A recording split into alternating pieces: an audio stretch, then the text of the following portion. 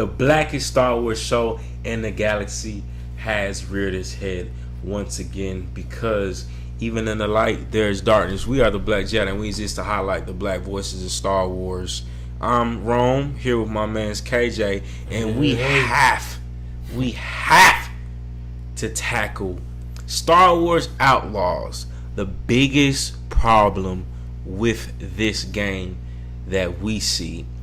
And this is going to be a juicy one. This is actually going to be a pretty juicy one. Even though it's simple, it's going to be juicy. KJ, could you give us a basic overview of what is Star Wars? Because when they said it's an open world game, I was a little bit confused, to be honest with you. But I think I got a little greater understanding now. What is Star Wars Outlaws for those who may not know? So we got Star Wars Outlaws, pretty recent. Essentially just the background information of what it is. Experience the first ever open world Star Wars game set between the events of Empire Strikes Back and Return of the Jedi. It says explore distinct planets across the galaxy, both iconic and new. Risk it all with K Vest is the primary character. This is the character is K Vest. An emerging scoundrel seeking freedom and the means to start a new life along with her companion Nix. Seems like Nix must be the droid. Looks like a super, or not super. It looks like a commando droid. It kind of looks like commando droid. Commando droid. Yeah, it might be commando droid. But anyways, pretty much just to outwit your way through the galaxy's crime syndicates as you join the galaxy's most wanted.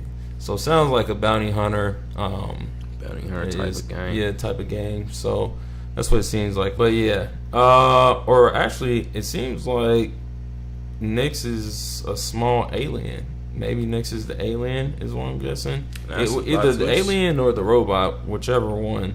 You guys help me out here.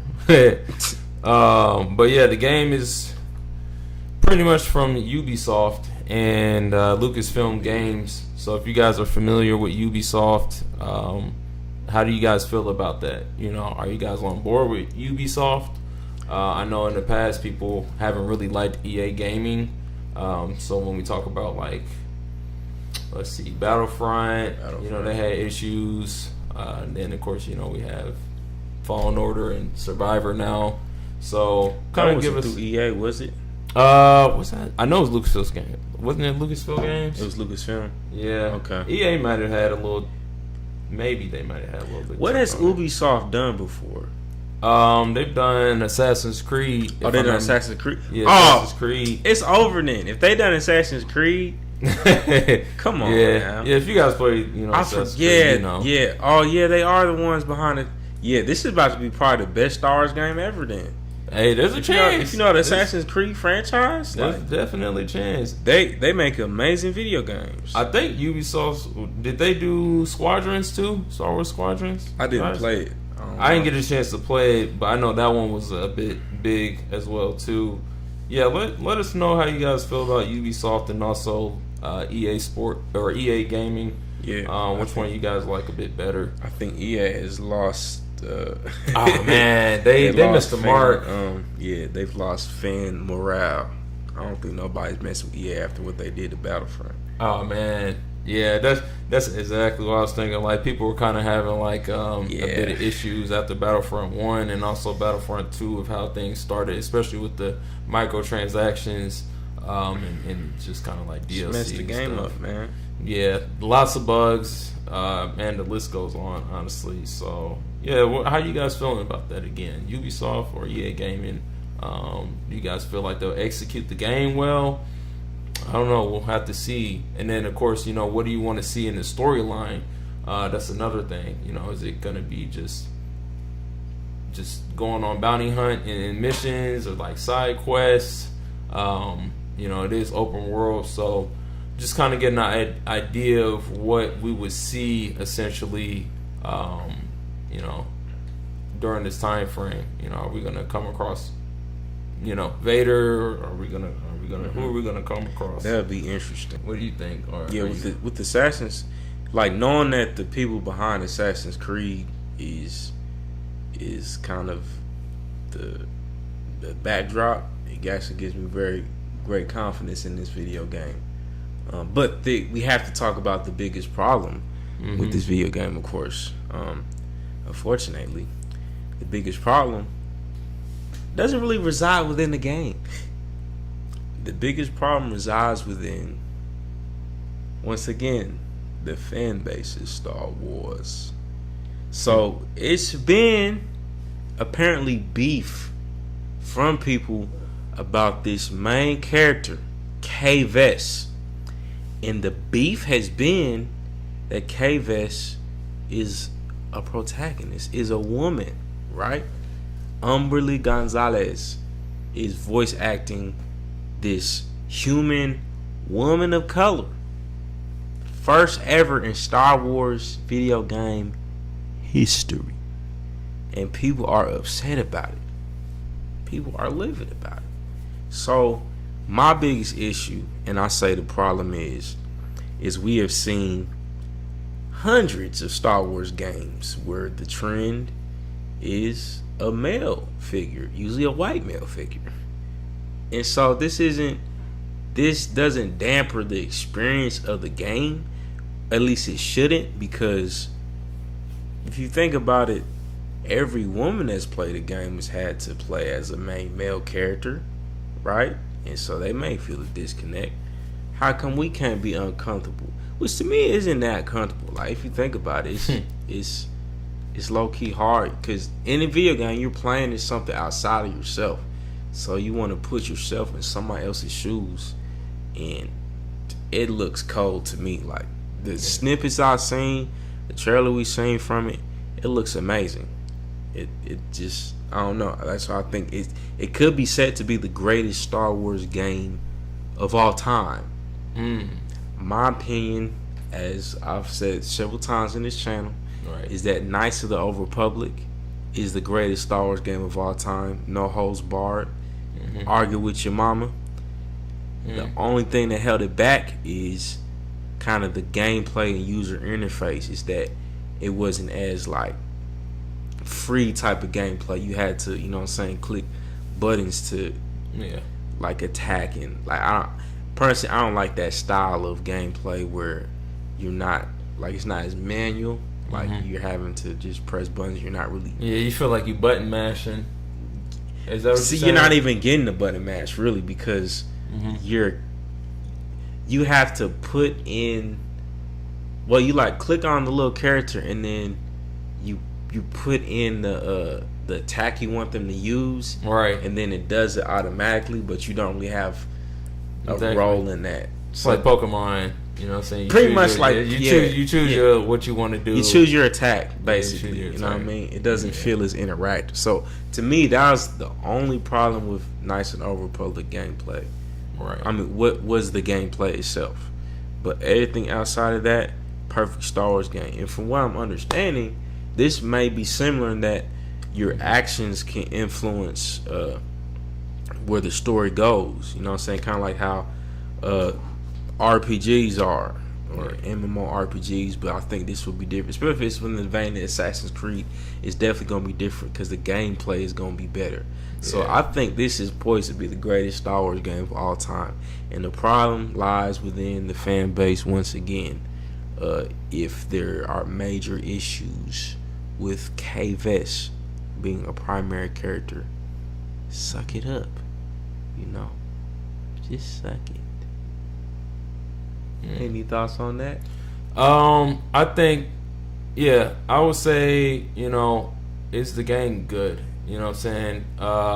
Will the game be good? That's really the thing that should matter the most. Is the game good? Is this game quality? You know what I'm saying? Are there bugs in the game? It doesn't really matter about the primary, or you know what I mean? It doesn't matter about who the character is to a certain degree. You know what I'm saying? Of course, you want like real good background characterization of them, of the character. But does the storyline make sense? Is the game executed well? Does it have a lot of bugs in it? What kind of different Easter eggs might be in it? Just those type of things is essentially like what makes a good game to you guys. You know what I mean? Like look for those type of qualities as opposed to what character you're gonna choose. Like, don't get me wrong, but it don't really matter as much. You know what I'm saying? Is this a good game? Like, think about that as opposed to if you playing with a woman, an alien, a man. Like, think about if the game is gonna be good or not. That's really what matters. You know what I'm saying? Play the game first before you have any type of, criticisms of it. That part. Yeah, try the game out first, then come back and say, okay, I didn't like this, I didn't like that. So, yeah, man, wait till the game drops. It's supposed to drop, I believe, 2024. I don't think it's fair to criticize it just quite yet. It'd be different if, like, the trailer was trash or something like that.